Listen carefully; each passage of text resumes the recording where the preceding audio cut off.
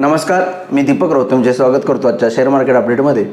आज मार्केटनं opening flat केलेलं, पण त्यानंतरनं दुपारच्या सत्रामध्ये चांगलं बाईंग आलेलं.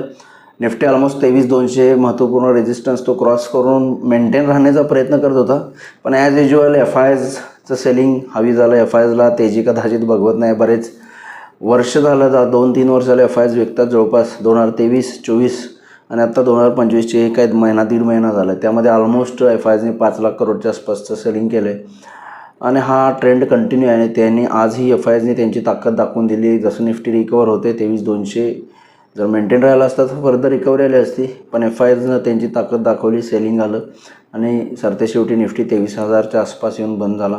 मग जो काय वाढ इन्क्रीज निफ्टीनं निर्देशांकामध्ये ड्युरिंग द डे केलेली मॉर्निंग सेशनमध्ये खास करून, ती बढत जे आहे ते काय ॲडिशन आहे ते एंटायर ॲडिशन क्लोजिंग सेशनमध्ये FISने इरोड करून टाकलं, मायनस करून टाकलं आणि ऑलमोस्ट फ्लॅट 13 पॉईंट मायनसमध्ये निफ्टी बंद झाला. FISचं अजूनही विक्री थांबत नाही आणि विक्री थांबण्याचे कोणतेही संकेत अजूनही नाही आहेत, कारण बॉन्ड यील्ड्स वाढल्यात. काल US इन्फ्लेशनची आकडेवारी आली जी अपेक्षेपेक्षा थोडं वाढून आलं. 3% इन्फ्लेशन गेलं आहे, हे 2.9 होतं. इन्फ्लेशन US गव्हर्नमेंट फेडरल रिझर्वचं टार्गेट 2% इन्फ्लेशन आहे. त्यामुळं मला वाटते फ्युचर फर्दर व्याजदर कट होण्याचे चान्सेस US कमी झाले आणि जर तसं होत असेल तर FIS जे आहेत ते बाईंग करणार नाहीत इमर्जिंग मार्केट्स, इंडियासारख्या मार्केट्समध्ये, एशिया इमर्जिंग मार्केट्सला, कारण त्यांना बॉन्ड यील्ड्समध्ये आजही 10 year येईल USची 4.60 आहे. 4.5% जास्त व्याज जर त्यांना त्यांच्या ट्रेजरीमध्ये गव्हर्नमेंटकडून मिळत असेल तर ते खूप सेफ आहे, साऊंड आहे. त्यामुळे FISची इकडे विक्री सुरू आहे.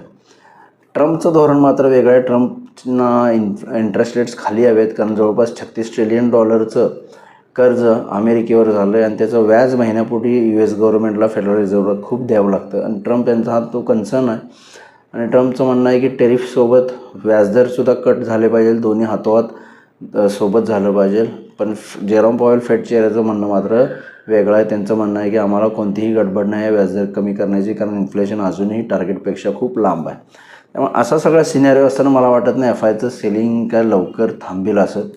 भले RBIकडनं थोडंसं व्याजदर कट झालेत, ग्लोबली व्याजदर कट होण्याचा ट्रेंड आहे, वाढण्याचा तर निश्चित नाही आहे. व्याजदर तर वाढणार नाही आहेत, कमीच होतील, पण जे स्पीडनं कमी झाले तर मला वाटतं जर त्यावर क्लॅरिटी आली तर FIS बाय करतील. तोपर्यंत ऑलमोस्ट मला वाटतं FISचं सेलिंग कंटिन्यू राहू शकतं असं सध्या तरी सिनियर आहे. त्यामुळे FISच्या बाईंगचे होप्स सध्या तरी वाटत नाहीत. त्यामुळे जर FIS बाय करणार नसतील तर मार्केटला या पद्धतीची व्हॉलॅटिलिटी राहील. हायर लेवलला सेलिंग येईल, एखादं शॉर्ट कवरिंग येऊ शकतं, पण हायर लेवलला FISकडून सेलिंग येईल, हे थोडंसं नेहमी आपण डोक्यामध्ये डिस्काउंट ठेवलं पाहिजे. ओव्हरऑल टेक्निकली उद्यासाठी बोलायचं झालं, उद्या विकेंड सेशन आहे फ्रायडेचा. त्यामुळे मला वाटतं निफ्टी 23,000च्या वरती मेंटेन राहिला तर ॲज युज्युअल आजचा जो हाय आहे 23,250 तिथंपर्यंत जाऊ शकतं. 23,250च्या वर गेलं तर मात्र फर्दर अपवर्ड मोमेंटम निफ्टीमध्ये येईल, जो निफ्टीला 23,400 ते 500पर्यंत घेऊन जाण्याचा प्रयत्न करू शकतो. त्यामुळे निफ्टीसाठी 23,250 क्रॉस करणं गरजेचं आहे, मग भले उद्याच्या सेशनला असो किंवा मंडेच्या सेशनला. त्यामुळे निफ्टी उद्यासाठी 23,000च्या वर 23,200-250पर्यंत परत पुन्हा जाऊ शकतं. 23,000च्या खाली आलं तर 22,900 स्ट्रॉंग सपोर्ट आहे. त्याच्याखाली 22,800 जो आपण कालच क्लाइम केला आहे, मार्केट तिथून रिकवर झालं आहे, तो 22,800 खूप मेजर सपोर्ट आहे. त्यामुळे निफ्टीसाठी 23,000च्या खाली 2 सपोर्ट 22,900, 22,800. हायर लेवलला 23,250च्या वर येईल तर फर्दर रिकव्हरी या सिंपल रेंजनुसार उद्या तुम्ही ट्रेड करू शकता. म्हणजे बाय अँड डीप 22,900 22,800च्या आसपास, 22,800 स्टॉप लॉसने डीपमध्ये बाय करू शकता. हायर लेवलला 23,200च्या आसपास तुम्ही प्रॉफिट बुक करू शकता. बँक निफ्टीमध्येही सिमिलरली 49,000 सपोर्ट आहे. आजही थोडं मायनस आले पण रिकवर होण्याचा प्रयत्न करत होतं.